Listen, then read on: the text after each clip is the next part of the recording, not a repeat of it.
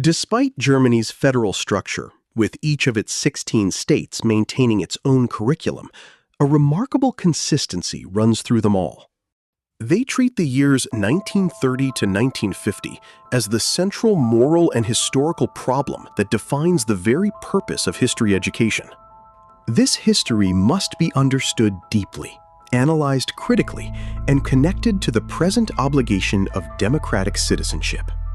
The story begins with the collapse of the Weimar Republic, a democracy that proved unable to withstand the pressures of economic depression and political extremism.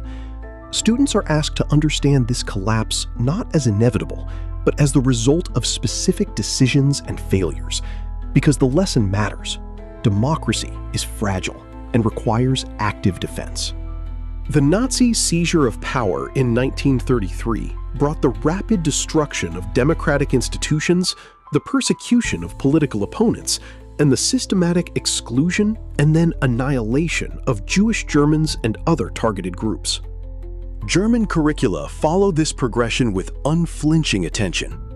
The Nuremberg Laws, the November 1938 pogrom, the organization of the final solution at the Wannsee Conference, the operation of the death camps in occupied Poland.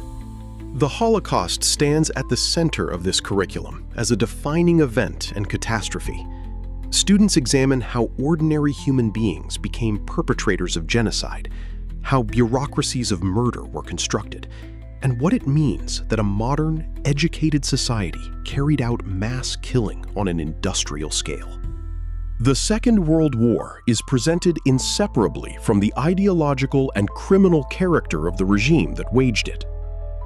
The Nuremberg trials of 1945 and 1946 appear not merely as historical events, but as the foundation of the international legal order designed to prevent future atrocity. The goal is not guilt, but responsibility.